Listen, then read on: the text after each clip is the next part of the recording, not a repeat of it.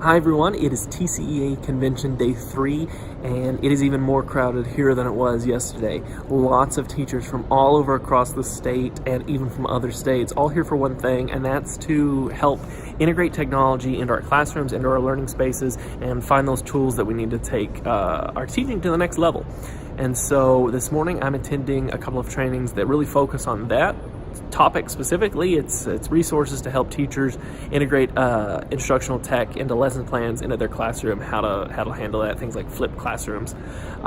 This afternoon we had a little bit of a change of plans. We were originally going to do the exhibit hall on Thursday morning, but instead we're going to do it this afternoon, and I'll try to get some video footage of the exhibits and what we're seeing inside there. Later in the video I also have two teachers who have agreed to give me their recaps and their takeaways from so far in the sessions and the convention as a whole. And then at the end of the video, like I did with the previous one, I will give you my takeaways from the day as well as any other things I want to share about the convention as a whole. So I'm going to go ahead and sign off for now and get to my first session of the day, but you'll see me back later in the video with my takeaways. Alright, so it's now the afternoon, and we're going to show you some of the exhibit hall footage. I'm going to show you guys what it looks like as we come in, and then just show you the absolute size and scope of this place. So here we go. So this is one of 3 different entrances that I've seen, and you can see already the place is huge. We got Microsoft, Epson, all the huge names and everything, learning.com. It's giant. It continues over here, HP. Keep walking around and looking at some of these. You see Fileware back in the background, McGraw-Hill, Wonder, the Osmos, all sorts of HP back in the background, Nearpod, which is some cool stuff. I'm going to show you guys little bits. If you listen to Gerald's videos, he talks about little bits. Scholastic. Going down this way, you've got Lenovo in the background, CEV, Best Buy for Education in the back there, if you can see it. All sorts of amazing stuff. This place is huge. It would probably take you more than a full day just to explore all of the things in this. Walking towards the Elmos in the back, gumdrop cases, all sorts of cool stuff. But I'm going to stop filming now so I can actually look and explore some of this. So it was really awesome to get to explore all of the different stuff inside the exhibit hall. I'm going to take a lot of that back to you guys, and I'll share some of my thoughts again at the end of the video. We're going to jump now to the 2 interviews I did with teachers today. We've got the first one up is going to be Isabelle Lewis, and then after her we've got Mary Van Dusen. So we're going to go jump to those right now. Alright, hi everybody, we're back with our first teacher today, Isabelle Lewis. Isabelle, will you tell us what you teach? I teach math and science, 2nd grade. At Austin Elementary? Austin Elementary. Awesome. So what is one of your takeaways, either from a specific session or from one of the days as a whole?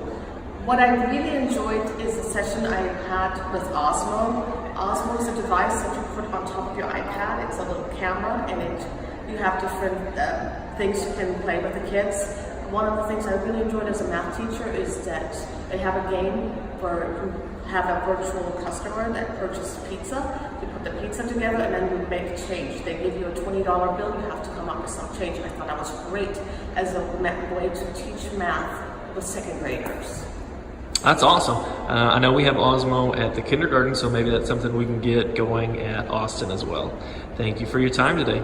Thank you. Alright, we are here with Mary Van Dusen. She's going to tell us some of her takeaways from this week so far, or today, or a specific training, whichever one she wants to do. Mary, why don't you tell us what you teach? Alright, hi. I teach 8th grade. Louder? Okay. I teach 8th grade English Language Arts at Crockett Middle School. The training that I want to talk about is actually run by Angel Bradford, and it was called Teched Out Writing. I actually attended it yesterday, and she's actually got another session called Teched Out Reading that I'll go to tomorrow. But basically what it's about is that you can go paperless, and there's a lot of really cool resources out there so that you can go paperless with your reading and writing and interacting with the students a lot better. It kind of went over starting a blog with your students. It went over, when's the right age. And she was like, hey, 3rd grade and up, that's a good time to start. And she said, there are so many tools out there. Flipgrid went over, Anchor, and just really cool little tech tools that we'll be going over with later. But she was one of the really good presenters.